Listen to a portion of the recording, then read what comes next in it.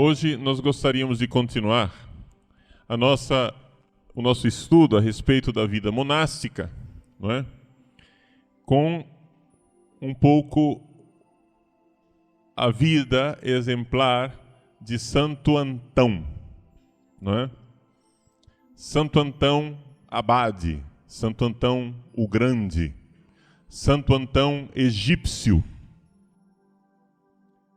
que nós já aprendemos na aula passada que é Antônio, né?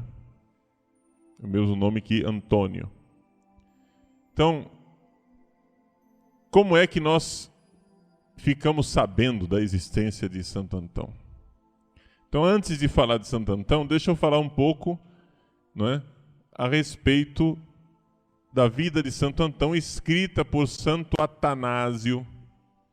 Quem era Atanásio? Atanásio era bispo de Alexandria. Alexandria, como nós vimos na aula passada, vocês se recordam, Alexandria é uma cidade portuária aqui no delta do Nilo, não é? Portanto, uma cidade antiga, de grande colônia judaica e cristã, longa tradição filosófica ligada ao neoplatonismo, né?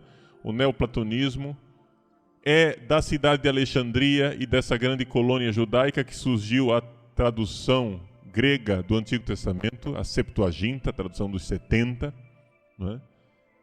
E é aqui então que nós temos o nosso santo Atanásio. Atanásio, ele era diácono quando aconteceu o concílio de Niceia, né? Quando teve o concílio de Niceia, em 325, Atanásio foi diácono, ele era o secretário do bispo de Alexandria, que se chamava Alexandre. Alexandre, bispo de Alexandria. E eles foram para o concílio de Niceia. Niceia fica aqui na Bitínia, né? A região noroeste da Turquia atual. Aqui que fica Niceia. Então, Niceia, foi convocado um concílio aqui em Niceia pelo imperador porque ele queria resolver o problema da heresia ariana. Não se preocupem que nós vamos estudar tudo isso. Vamos estudar a heresia ariana, tá bom? Por enquanto, não é a heresia ariana que nos interessa. Nos interessa só de lembrar que Atanásio era diácono e secretário do bispo de Alexandria durante o concílio de Niceia. Então ele veio aqui no concílio, participou do concílio como diácono, foram para casa, condenaram a heresia ariana. Ário era um padre de Alexandria, tá? Então vejam só, era um conflito entre o bispo de Alexandria e o padre de Alexandria. Alexandre e Ário. Alexandre era o bispo, Ário era o padre. Aliás, Ário era padre e era pároco ali da paróquia portuária, ficava perto do porto de Alexandria. Bom, então, condenado ao arianismo, aconteceu que, depois que o arianismo foi condenado, o imperador Constantino, que achou muito bom a condenação, se arrependeu da condenação e aí o negócio começou a vacilar. Quando o Constantino morreu, ficaram os filhos dele, e o filho de Constantino, que ficou como imperador do Oriente, era ariano. Então, do dia para a noite, os bispos aqui do Oriente viraram a casaca e se tornaram todos arianos, exceto grandes e heróicas exceções, uma delas, Atanásio.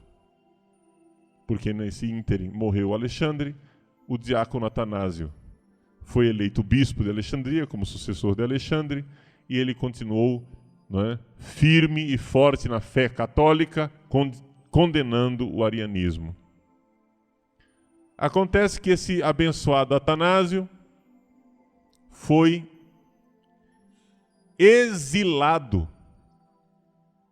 pelo imperador várias vezes. Inúmeras vezes. E uma destas vezes, não é? E no exílio dele, ele veio para o Ocidente, e é aqui que nos interessa.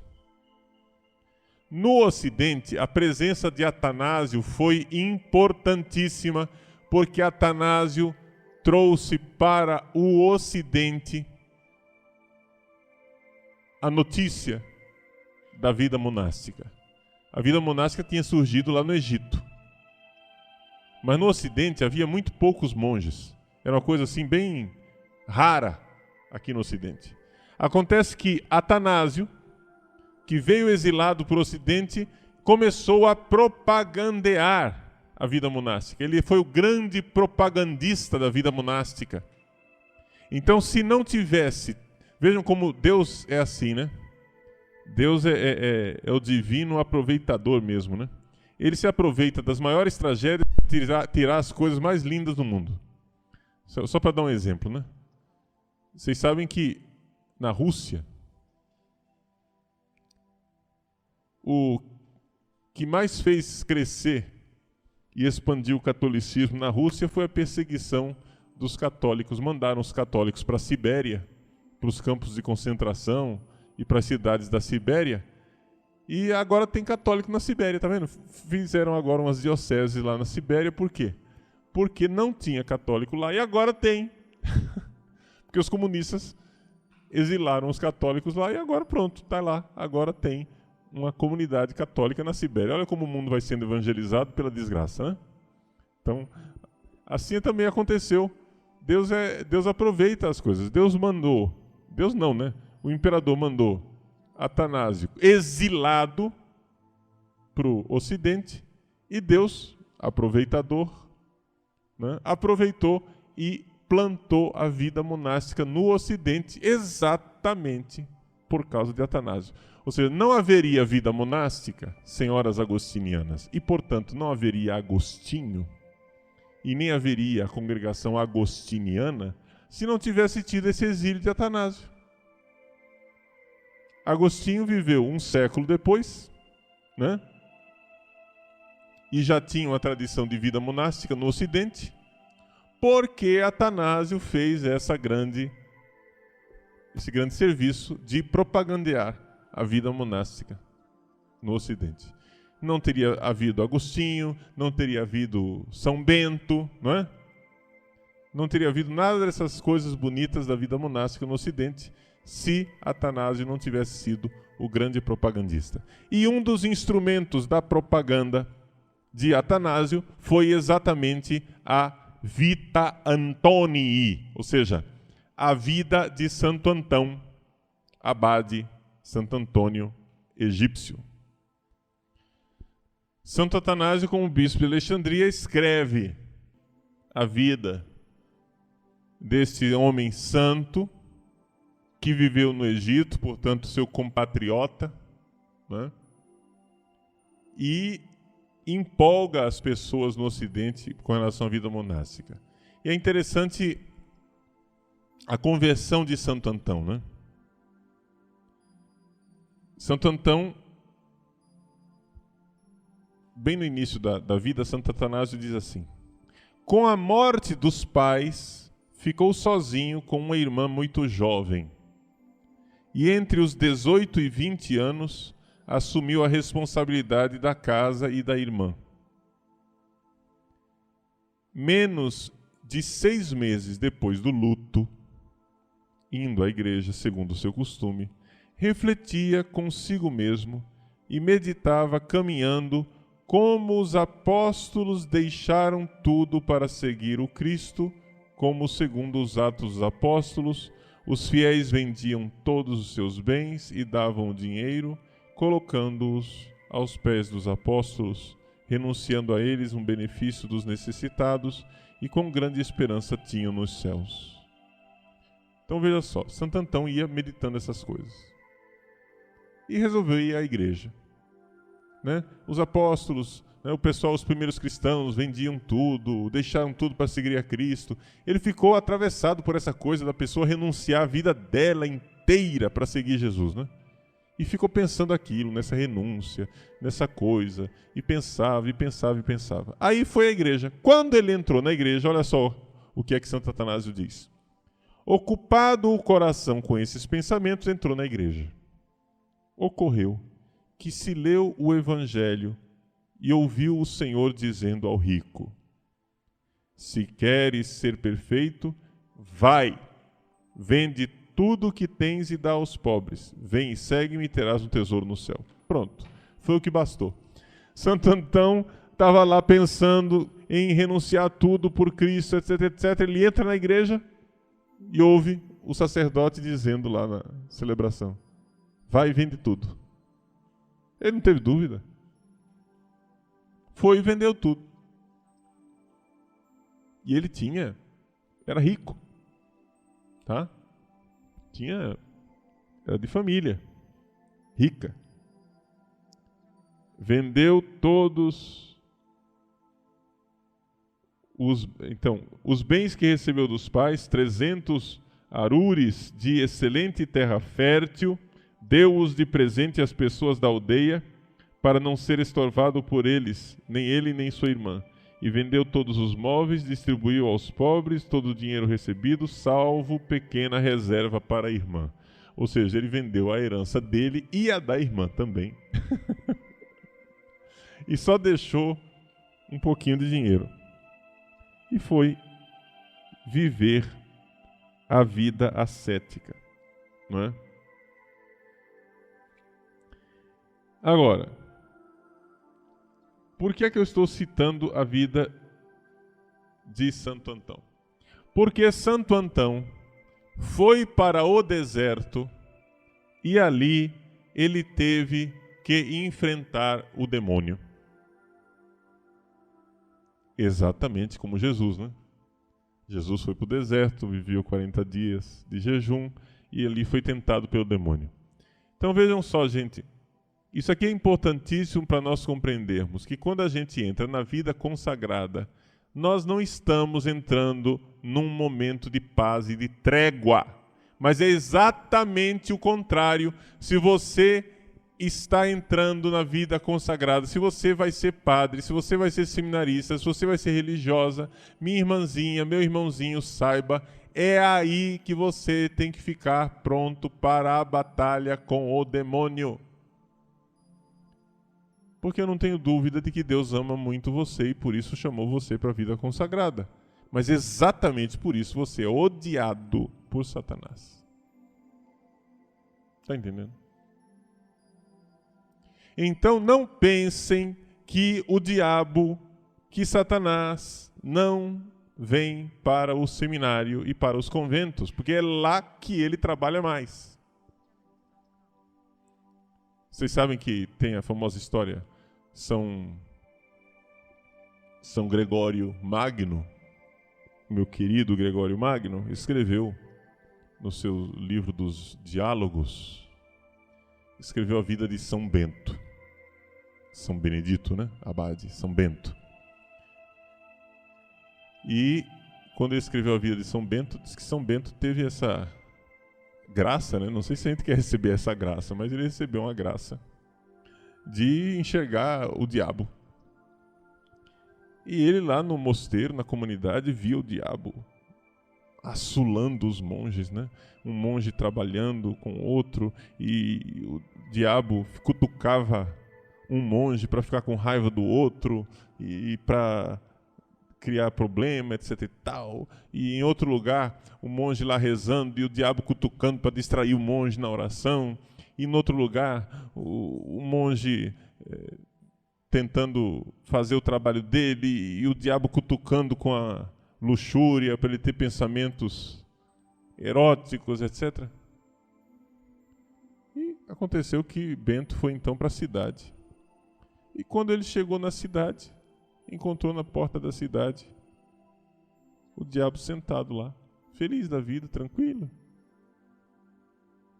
Disse: ué, por que vocês lá no mosteiro ficam tão agitados e não deixam os monges em paz, e aqui na cidade você está aí tranquilo, sentado? O diabo respondeu: porque aqui já é meu. Aqui eu não preciso fazer nada. Já está feito. Já está entregue.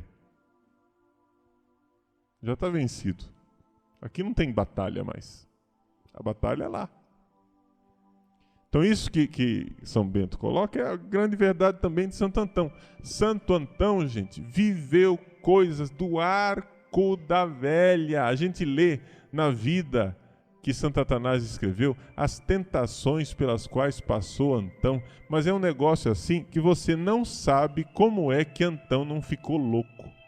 Porque as visões de Satanás que ele tinha, as experiências de tentação demoníaca que ele tinha, eram tão fortes que você vê claramente hoje, a gente lendo com uma visão psicológica, a gente vê claramente que o homem estava às margens da loucura. Está entendendo? Eu não estou negando a presença de Satanás, não, tá? Mas tentações demoníacas as tentações demoníacas não estão isentas da minha estrutura psíquica. Exatamente o contrário. É a minha ferida psíquica que é utilizada pelo demônio para me tentar. Entendeu?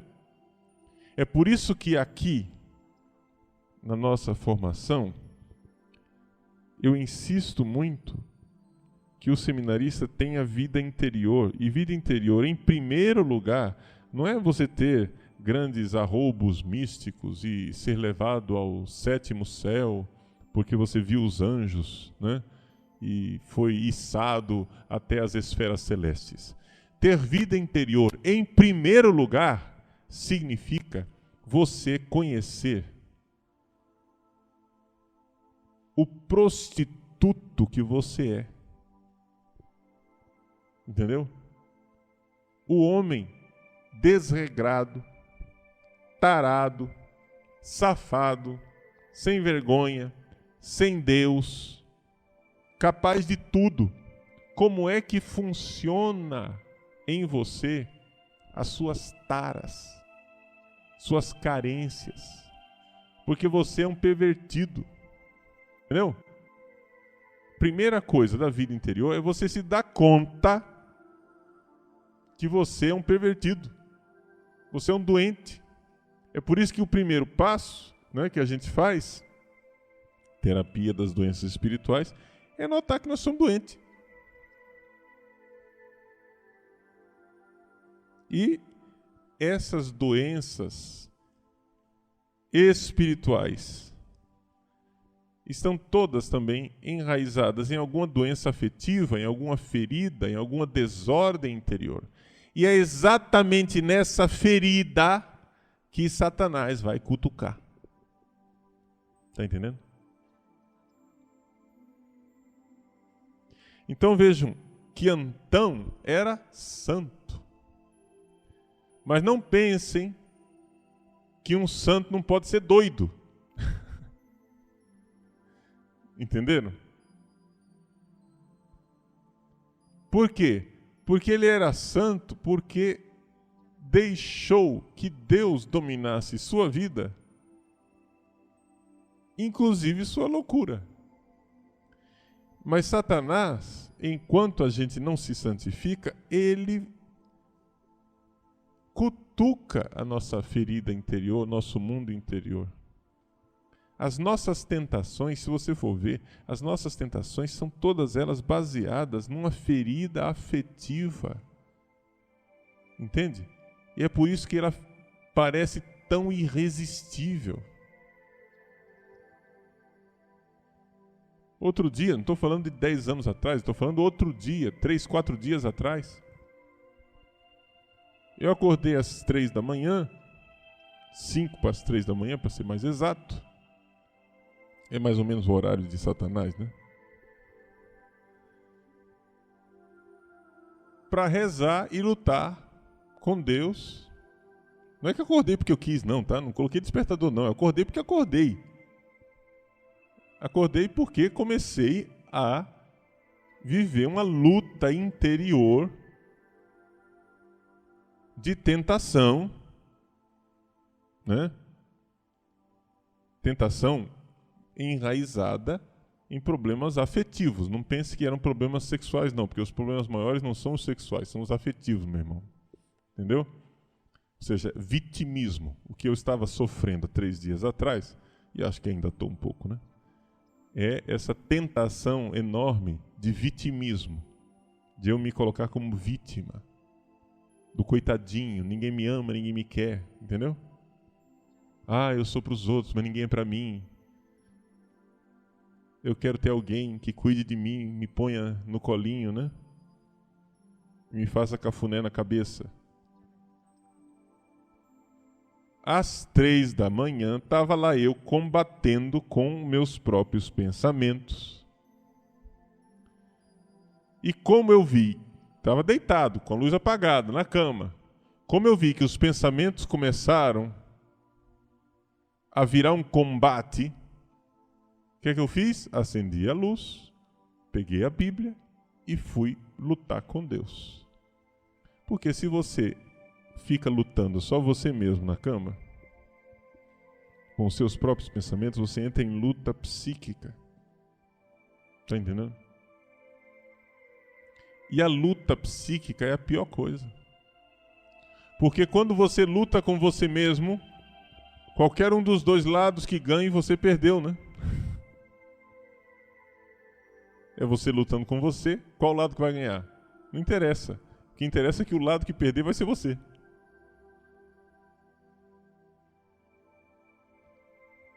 Então, eu estava em luta psíquica, assim, pensando, não, eu vou fazer isso, não vou fazer.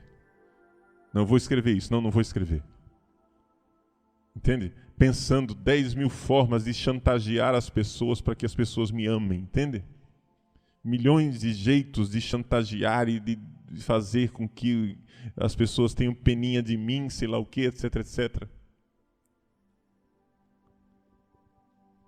Então, acende a luz, meu irmão. Não somente a luz do quarto, mas a luz da alma, e deixa a palavra de Deus iluminar. Então vai brigar com a palavra de Deus. E a palavra de Deus, Deus não é bolinho não, viu? Deus, quando mete a paulada, é na moleira, assim, pá, é direto.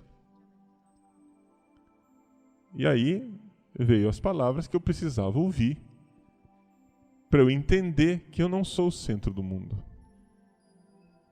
Para eu entender que eu sou muito amado por Deus. E que é exatamente por isso que eu tenho que viver para os outros. E que eu não tenho que ser a vítima de absolutamente nada. Né? Não vou aqui ficar partilhando as coisas, mas só estou dando exemplo, estou exemplificando para vocês entenderem o que é uma tentação demoníaca. Uma tentação, ela é baseada, está toda ela numa ferida. Isso é uma coisa que o padre Quevedo não entende. O padre Oscar Quevedo, ele diz que o diabo não existe e que o diabo não tenta coisa nenhuma e que não tem tentação nenhuma, que é tudo a natureza. Por quê? Porque ele vai ver, se eu descrevo para ele a tentação que eu passei há 4 noites atrás, lá no meu quarto, ele vai dizer, mas isso daí são as suas feridas psicoafetivas, etc e tal, isso não tem nada a ver. Isso é a sua histeria, você é histérico. Só que acontece o seguinte, gente. O que acontece é que o diabo não faz milagre. O diabo não tem poder de fazer milagres. E é isso que eu quero mostrar para vocês na vida de Santo Antão. O diabo não tem poder de fazer milagres. Ele sempre usa realidades psíquicas. É como se dissesse assim, ele não é capaz de abrir uma ferida, mas ele é capaz de cutucar a ferida que já está lá. Por isso o efeito dele é grande. Então, veja só, o poder que ele tem é de cutucar a minha imaginação. Se ele vai e cutuca, esse cutucãozinho que ele faz, numa pessoa sadia, tem um efeito, né? Eu chego aqui e dou um tapinha no seu ombro. Se você está bem, esse tapinha, ele é irrelevante. Mas se você está com um tumor no ombro, e eu dou um tapinha, ou com um furúnculo no ombro, ou com uma ferida aberta no ombro, o ombro inchado, dolorido, com dores pungentes, e eu dou um tapinha no seu ombro, meu irmãozinho, o tapinha, você vai se pendurar no lustre de dor. O tapinha é o mesmo. É isso que nós vamos ver na vida de Santo Antão, que Santo Atanásio diz isso com toda clareza. Santo Atanásio diz, gente, o diabo não tem poder nenhum. Zero. Essa porcaria não tem poder nenhum, ele só tem poder de fazer piruetas. Ele só tem o poder, entendeu? De fazer uma cortina de fumaça assim para enganar você, mas o poder que ele tem é o poder que você, pela sua ferida, dá a ele. Entendeu o problema? Então é sempre isso. É sempre uma questão psíquica. Então, toda oração de libertação, de alguma forma, precisa também de oração de cura interior.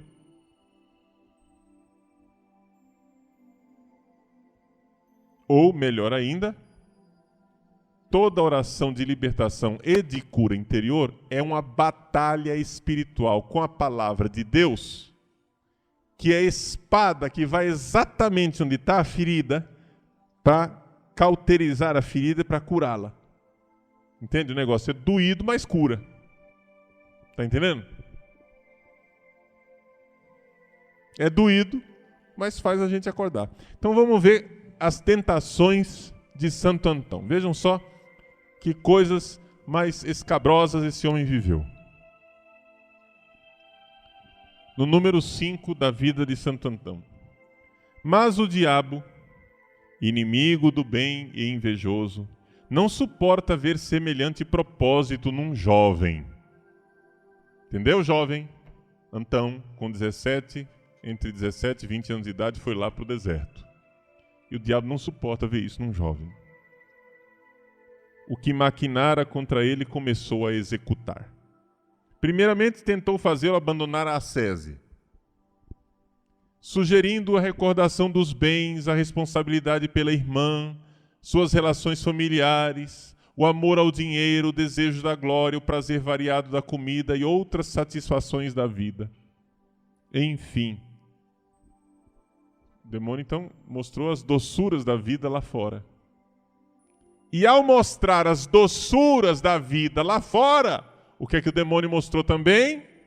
A aspereza da virtude e as grandes fainas, ou seja, o grande cansaço, o labuta, o labor, o trabalho, que ela requer. Então, que é essa a tentação básica para o demônio fazer a gente deixar a vocação. Tudo lá fora é mais doce. Tudo aqui dentro é mais amargo. Lá fora era o paraíso. Gente, quando a gente se sente tentado a voltar para a família da gente de repente não tem defeito nenhum. Já notou isso? Hein? Já notou que sua família não tem defeito? Que está ao lado do seu pai e de sua mãe é o paraíso? Quando você estava lá, você estribuchava para sair correndo. Mas agora que você está no convento, papai e mamãe é o lugar. Entende? Quando você namorava, você só faltava esganar a sua namorada de raiva pelos defeitos que ela tinha, ou seu namorado. Agora que você está sozinho, era o paraíso e eu não sabia. Entendeu? Então, a primeira coisa que o demônio faz é mostrar as coisas lá fora como cor-de-rosa e as coisas aqui dentro como tenebrosas.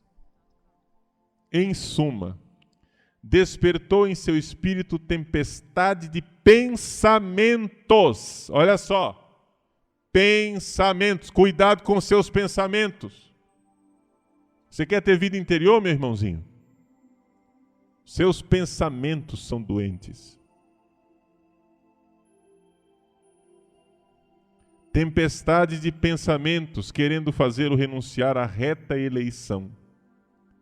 Mas, quando o inimigo se viu enfraquecido diante da resolução de Antão, vencido por sua constância, porque o Antão era um menininho de opinião, né? O rapazinho tinha opinião, era virtuoso. Rigidez, não quero saber. Eu fiz o propósito, né? Eu sou o herói, eu vou lá fazer acontecer. Vencido por sua constância, posto em fuga por sua grande fé e sucumbindo às suas orações contínuas, pôs sua confiança nas armas que estão in umbilico ventris eius. É uma expressão de Jó, né? Que diz assim: vê tua força reside em teus rins e o teu vigor nos músculos do teu ventre. Né? No umbigo do ventre dele. Suas primeiras ciladas contra os jovens, ele atacou o jovem, perturbando-o noite e dia e assendeando-o de tal maneira que aqueles que o viam se apercebiam do combate. Então todo mundo olhava para Antão e todo mundo via que aquele homem estava combatendo. O cara não estava bem, entendeu? Estava escrito na cara dele o combate que ele estava vivendo. Agora eu vou perguntar para vocês, minhas irmãs e meus irmãos. E nós? Somos melhor do que Santo Antão? Né? Qual é a ilusão dos tolos que entram na vida religiosa e na vida de seminário? É achar que não precisam combater. Ah, não, eu entrei no paraíso, aqui dentro eu estou protegido. Aqui dentro vou viver um mundo cor-de-rosa, eu não vou ser tentado, porque aqui eu estou numa bolha, numa redoma, no paraíso. Mas quem foi o idiota que colocou uma ideia tão cretina na sua cabeça de achar que seminário é isso?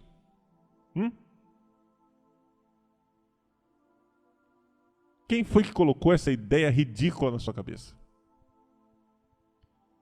Aí a gente fica decepcionado quando vê. Olha lá os padres ficam, olha, o padre lá, fulano, tá triste lá, olha lá na oração, ele lá triste, sofrendo, passando por uma crise terrível, aquele outro padre lá, né, passando por uma outra crise, um sofrimento e não sei o que, o combate. Gente, se Santo Antão viveu isso, quem somos nós para não viver crises? Crise não é nenhuma derrota.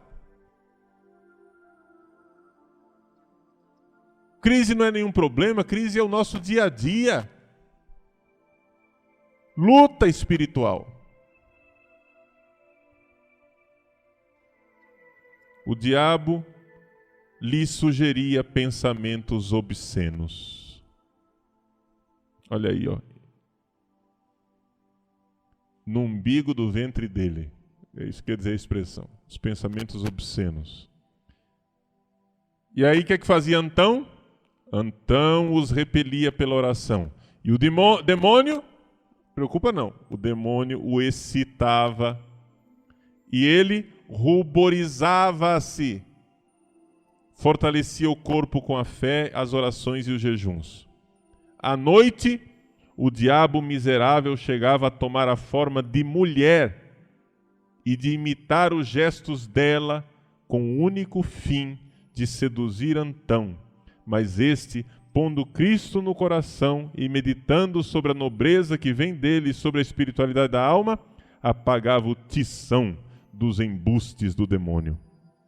Novamente, o inimigo lhe sugeriu as doçuras da voluptuosidade, mas ele, cheio de cólera e de tristeza, pôs no coração a ameaça do fogo e o tormento do ventre. Graças a esse escudo saiu incólume. Então, veja só, ele usou a boa cólera, a boa ira e a boa tristeza. O segundo volume do meu livro vai tratar dessa coisa da tristeza boa e da ira boa. Não é? Graças a esse escudo saiu incólume. Tudo concorria para a confusão do inimigo.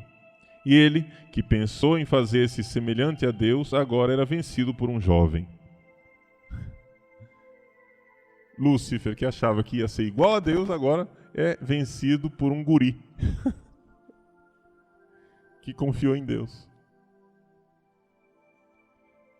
Ele que despreza a carne e o sangue era desbaratado por um homem de carne, ajudado pelo Senhor, que tomou carne por nós e dá ao corpo a vitória contra o diabo, o que faz todos eles que lutam dizer: não eu, mas a graça de Deus que está comigo. 1 Coríntios 15, 10. Então, saber que nós não somos capazes, tá, de vencer a tentação. Enfim, número 6. O dragão, incapaz de abater Antão com esse meio e vendo-se rejeitado de seu coração, rangia os dentes fora de si, como está escrito. Então aí ele faz uma meditação sobre o demônio. Vou pular para o número 7, para vocês entenderem que o negócio não terminou por aí, porque o cara chegou nas raias da loucura, né? Antão. Não parou por aí. Tal foi a primeira vitória de Antão contra o diabo. Mas foi antes em Antão o sucesso do Salvador que condenou o pecado na carne, a fim de que a justiça da lei se cumprisse em nós, e não caminhamos segundo a carne, mas segundo o Espírito. Antão não tirou o pretexto da derrota do demônio para se negligenciar e cair na presunção. Por outro lado, vencido, o inimigo não cessou de preparar-lhe ciladas. Vagava como um leão procurando ocasião contra ele.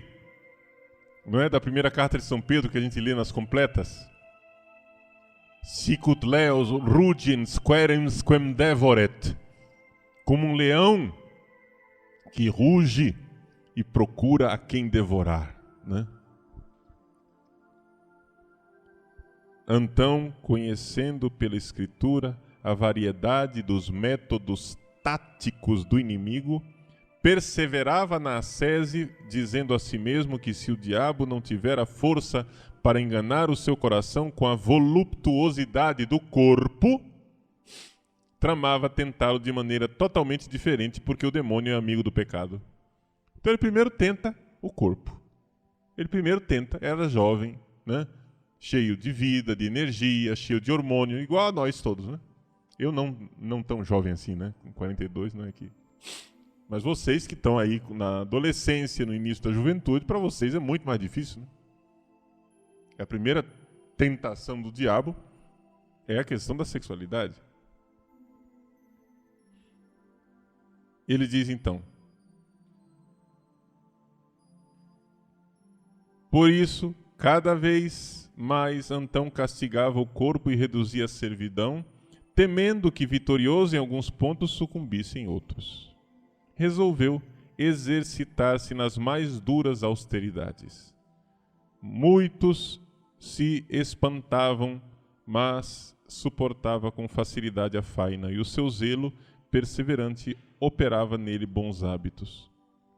Tendo recebido de outros apenas pequenos impulsos, mostrava grande aplicação. E assim ele vai mostrando como Antão foi sendo tentado, não é? Também na vaidade. Eu não vou ler tudo, porque a coisa fica difícil. Mas, vejam só o que ele diz no número 8. Assim, triunfando de si mesmo, Antão foi para os sepulcros que se encontram longe da aldeia, tendo recomendado a um de seus amigos que lhe levasse pão a longos intervalos. Então ele queria fazer uma vida de ascese ainda maior, então ele foi para o meio dos túmulos. Para que é que vai no cemitério? para não esquecer da morte, para não esquecer da vida eterna, para não esquecer que essa vida passa.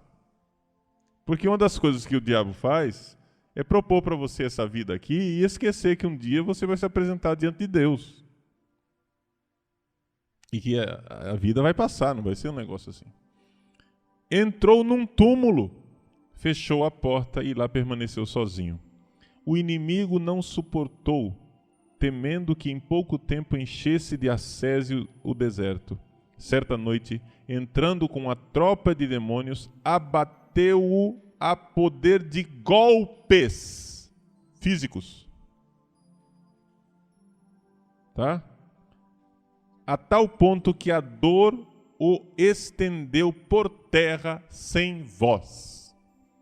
As dores eram tão fortes que pensava que os golpes dos homens jamais pudessem causar tal tormento. Por disposição da providência divina, no dia seguinte, seu amigo foi levar-lhe pão. Abrindo a porta, viu Antão deitado na terra como morto. Então vejam só. Então a primeira coisa aqui, vejam como Antão viveu essas realidades. Você vai dizer, mas padre, então está dizendo aqui que o diabo tem força de bater fisicamente. Eu digo, calma, vamos ver a explicação de Santo Atanásio, tá? Mas só para vocês terem ideia do tipo de coisa pelas quais ele passou. No número 9, a coisa piora ainda mais. Ele diz assim: é fácil ao diabo revestir-se de diversas formas a fim de praticar o mal. À noite os demônios fizeram, pois, alarido tal que todo o local tremia. As paredes da pequena habitação estavam como que rompidas, e os demônios irromperam, metamorfoseados em animais e répteis. Ele começou a ver animais e répteis. Todo lugar se encheu de espectros, de leões, ursos, leopardos, touros, serpentes, víboras, escorpiões e lobos. Cada animal se comportava segundo a sua natureza. O leão rugia querendo atacá-lo, o touro parecia dar chifradas, a serpente rastejava, mas sem se aproximar, o lobo avançava, mas era contido, e todas essas feras de aparição faziam ruídos horríveis e mostravam disposições ferozes.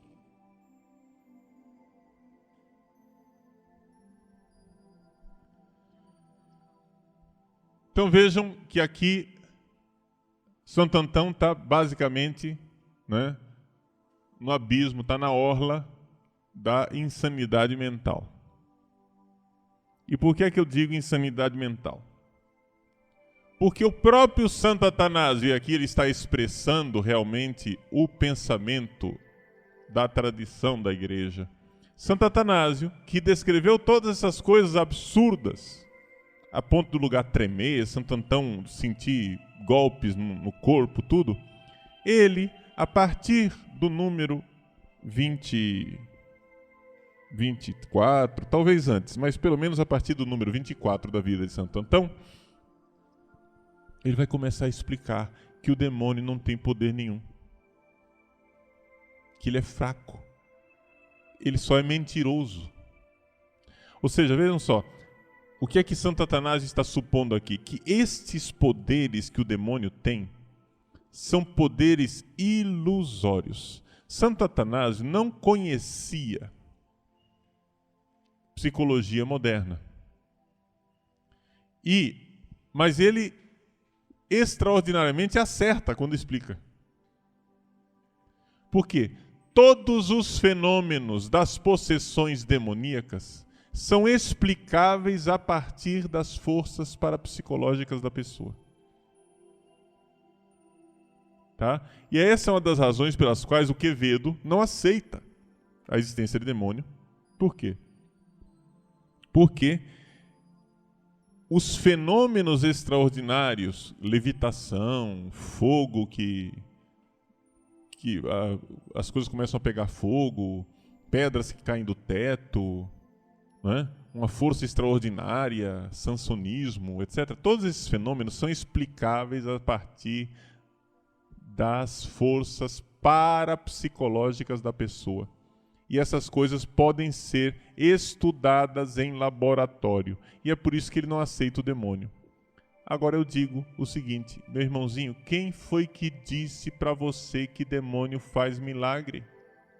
Demônio não faz milagre. Essa porcaria não tem poder nenhum. Santo Atanásio lembra assim, gente, o demônio pediu licença para Jesus para entrar numa vara de porcos. Se o demônio não tem poder nem para entrar em porco, ele vai ter poder para entrar num cristão sem a licença de Deus? Esse troço não vale nada, não tem poder nenhum. Qual é o poder dele? É a mentira. Então deixa eu ler um pouquinho para vocês ouvirem o próprio Santo Atanásio, porque eu estou não só expondo, eu estou interpretando também, né? Então vamos ver aqui, ele diz assim, número 24. Os demônios se gabam de fazer tudo isso, né? Então ele fez umas citações aqui dizendo dos poderes do demônio, né? Se gabam de fazer tudo isso, anunciam essas coisas a fim de enganar os homens piedosos. Mas nós, fiéis, não devemos temer suas magias nem dar atenção à sua voz. Ele mente e não diz absolutamente nada de verdadeiro. O demônio é o pai da mentira, gente. Ele mente. Ele diz, eu vou acabar com você. É exatamente isso que ele não tem poder de fazer. Está entendendo? Porque ele mente.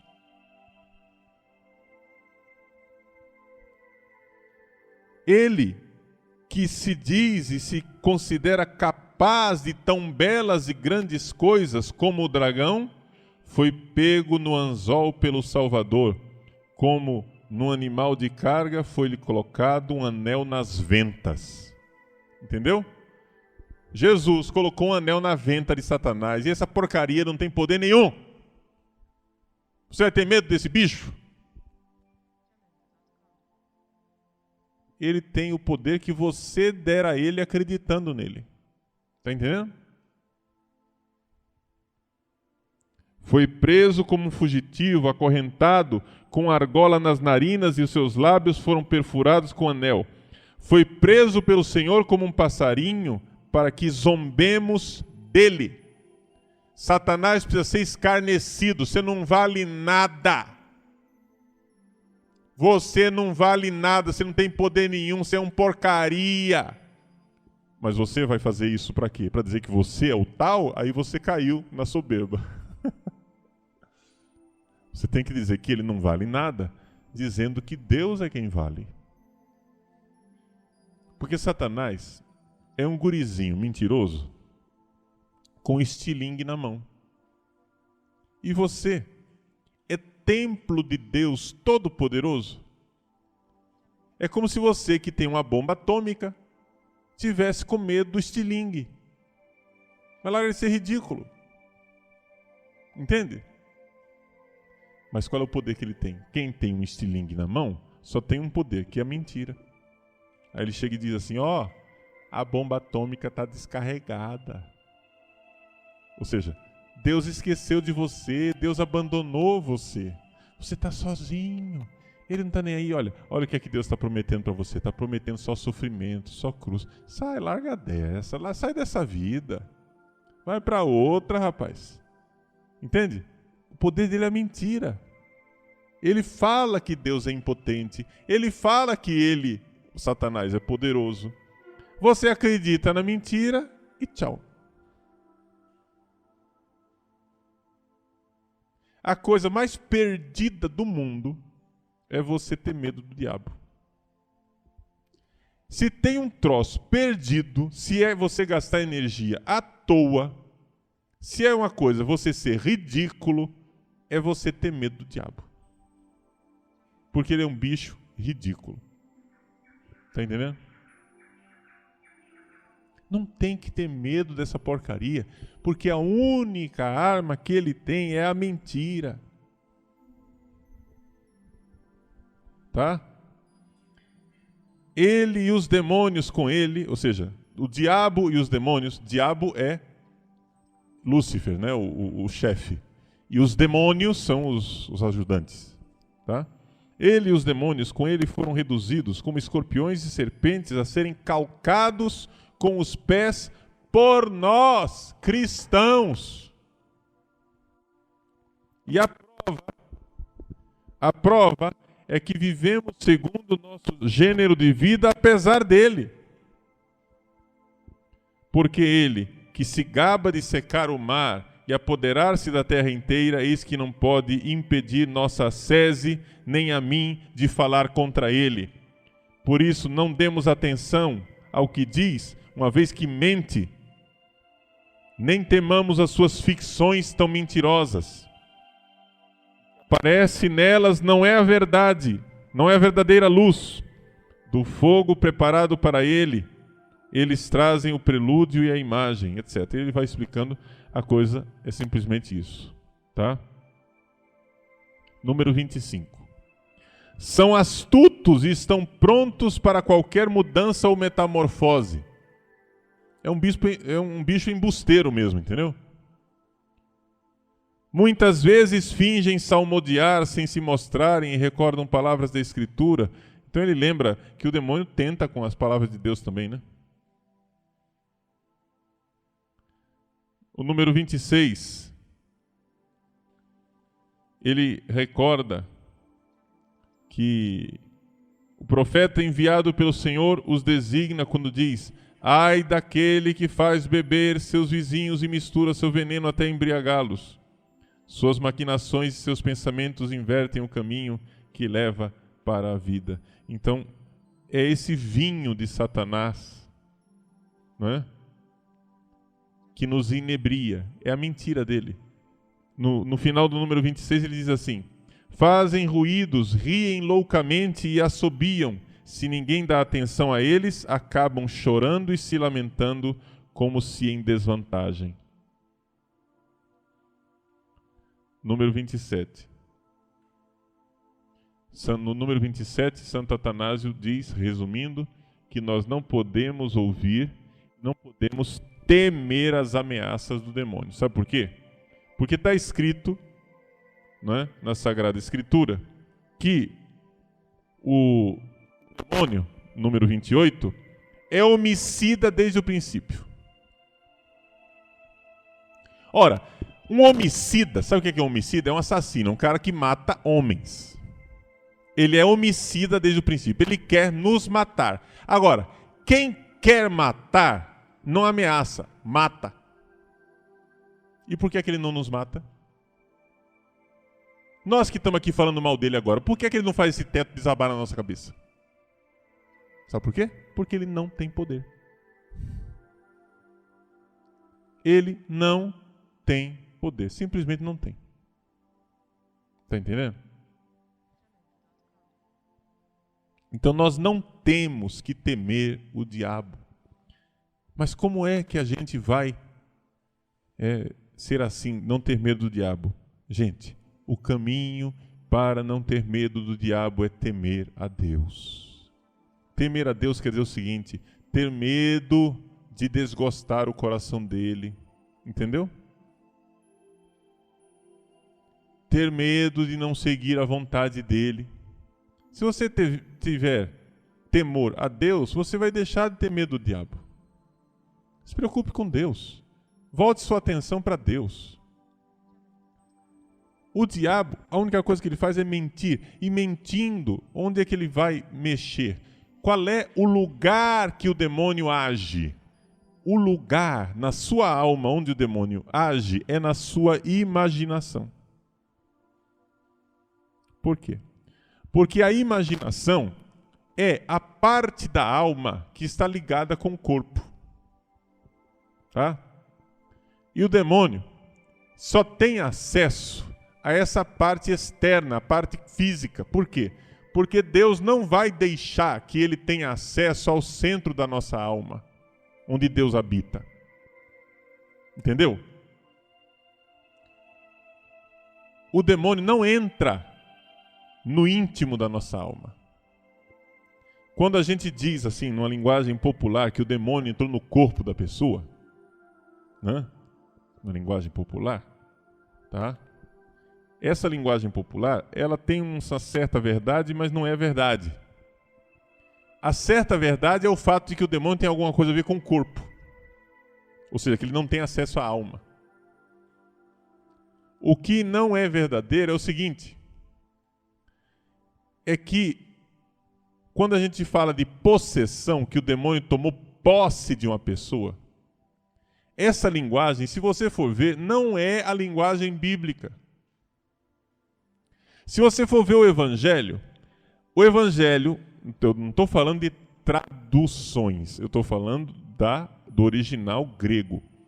O Evangelho nunca diz que a pessoa foi possuída pelo demônio, mas ele diz ao contrário, que a pessoa possuía um demônio. É o contrário. Entende? Fulano tinha um espírito impuro. É a pessoa que tem o demônio, não é o demônio que tem a pessoa.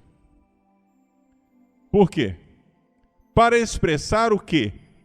Que existe esse domínio, não é? Onde sou eu que estou me entregando àqueles pensamentos.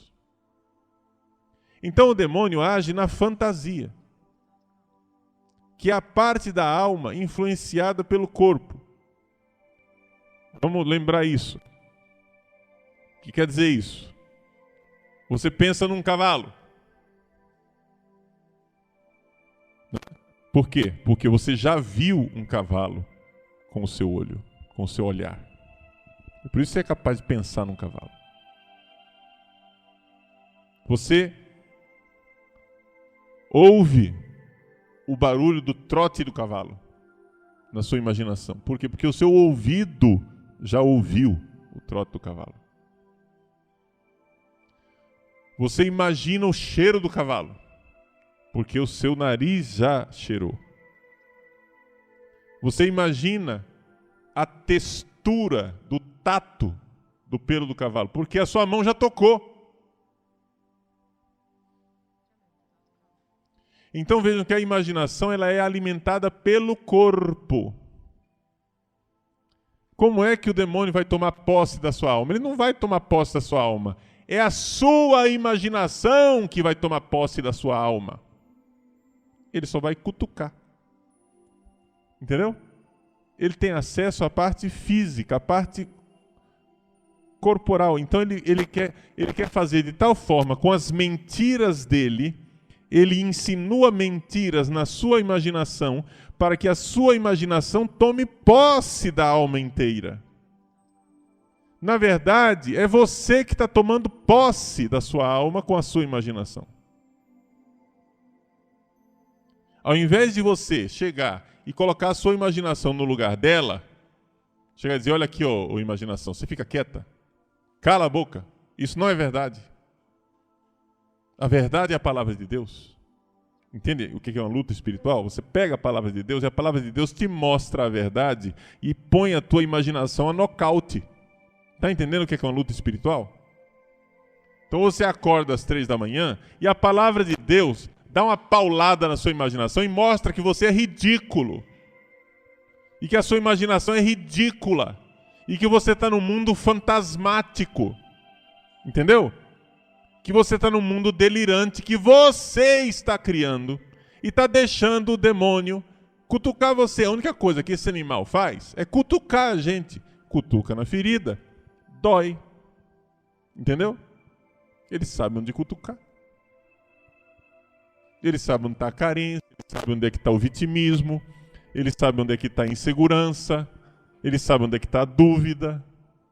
Ele cutuca lá. E você, besta, deixa a sua imaginação tomar conta.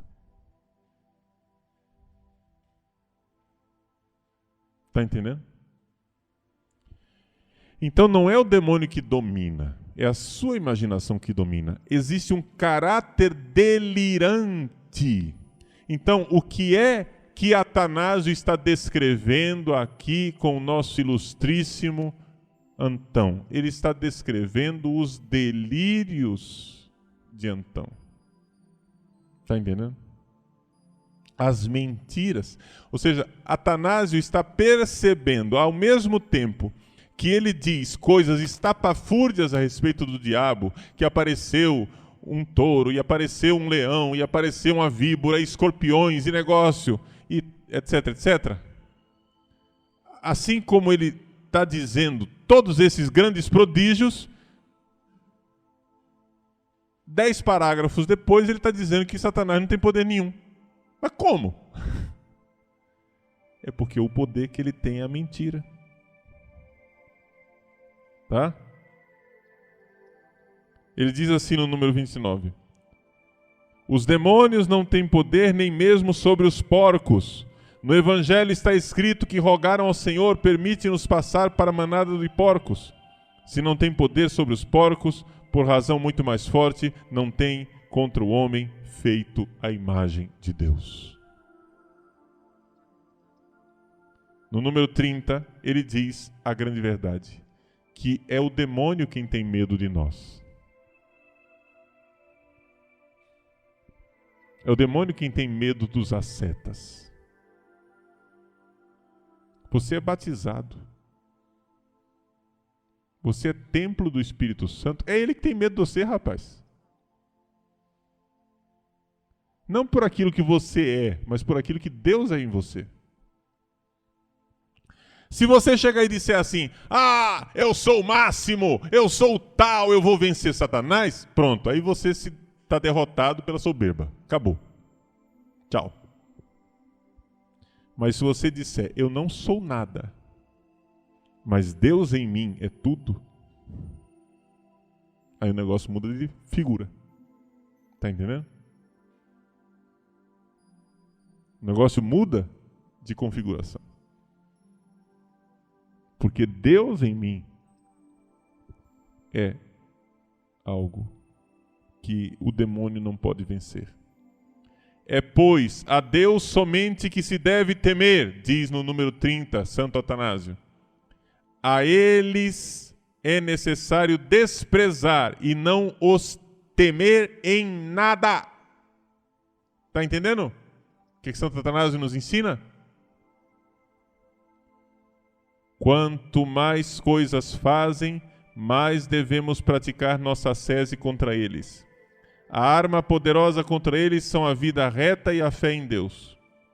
Dos ascetas eles temem o jejum, as vigílias, as orações, a mansidão, a calma, o desprezo do dinheiro, da vanglória, a humildade, o amor aos pobres, as esmolas, a bondade e, acima de tudo, a piedade em relação a Cristo. Não há nada que não façam para não serem calcados aos pés. Fazem da graça contra eles dada aos fiéis pelo Salvador, sabem da graça contra eles dada aos fiéis pelo Salvador quando disse: eis que vos dei o poder de pisar serpentes, escorpiões e todo o poder do inimigo. Lucas 10, 19. Então, no número 31, ele fala que as predições, as previsões que fazem os demônios, né, não valem nada, não devemos olhar para elas, né, porque os demônios não são capazes de fazer profecias verdadeiras. Depois, ele fala do discernimento dos espíritos, não é? E, finalmente, que no número 37, a parte mais importante, que nós devemos opor ao demônio a palavra de Deus. É aqui a nossa arma. Entende? Se a arma dele é a mentira, porque ele quer nos matar, mas que arma que ele tem? Pistola? Não, ele tem que arma? Mentira. E qual é a nossa arma contra ele? A palavra da verdade. Está entendendo? Você pega a palavra de Deus, que é a espada. Então você deixa que a palavra de Deus brilhe no seu interior. Então, quando você, resumo dessa conversa toda, quando você entrar em luta psíquica, que é exatamente o instrumento que Satanás usa para destruir você, destruir a sua fidelidade a Deus. Quando você entrar em luta psíquica, não fique em luta psíquica. Você tem que repelir o diabo com palavras de Deus, com golpes de palavra de Deus, com versículos, com jaculatórias, entende? Se Deus é por nós, quem será contra nós? Você tem que agir imediatamente. Não fique, né, com indulgência na cama. Ah, eu estou aqui sofrendo. Porque, gente, se tem uma coisa certa a nosso respeito, por exemplo, é que a gente gosta da tristeza. Existe um gosto. Existe um ganho na tristeza, em se fazer de miserável. Vítima, entendeu? A gente fica naquela coisa, né? Aquela conversa desculpa a palavra chula, né? Mas a dor de corno, né? Aquela história o cara, aquelas músicas de corno, né? Ele vai, fecha no quarto, apaga as luzes, fecha a cortina, ele odeia a luz, odeia o mundo e põe aquela música. Porque você me abandonou, porque você me traiu, porque eu não sou nada sem você, etc e tal. E fica se condoendo naquela coisa, virando ao redor daquela dorzinha gostosa. Entende? A gente gosta. Você fica alimentando esses pensamentos que são veneno. Hoje está na moda a depressão. Todo mundo, eu estou deprimido, eu acho que eu estou deprimido. O que é que eu faço com a minha depressão? Você é um retardado. Você fica alimentando a tristeza. Porque você gosta, porque é gostoso, gente. Gente, se não tivesse um ganho, entendeu? Se não tivesse algo de gostoso na depressão, ninguém ficava deprimido. Existe um ganho nessa história. Está entendendo? Existe algo na tristeza que faz com que a pessoa fique roendo aquele negócio, aquela ideia, como se fosse um osso. E a pessoa fica roendo aquilo. Né? Porque eu não sou amado, não sei o quê. Que ingratidão de todo mundo. Quer dizer, você se acha o máximo, você é o centro do mundo, e todo mundo deveria reverenciar e achar que você é lindo. Entendeu? Onde é que está o ganho? Mas se você dissesse simplesmente a verdade, que você é ridículo, e você não é o centro do mundo, que você é medíocre, e que ninguém tem que ficar venerando você o dia inteiro, e que você tem que agradecer a Deus, que Deus ama você e que está usando você para servir os outros, para fazer alguma coisa de bom na humanidade, quem sabe você vira gente, seu idiota. Está entendendo? Mas não, a gente fica naquela coisa, ninguém me ama, ninguém me quer, porque eu, o grande eu, o único eu, o irrepetível eu, ninguém nem valorizou e nem notou a joia rara e preciosa que eu sou. Ora, bolas, carambolas, seja homem. Larga de ser ridículo. Sai desses pensamentos autodestrutivos.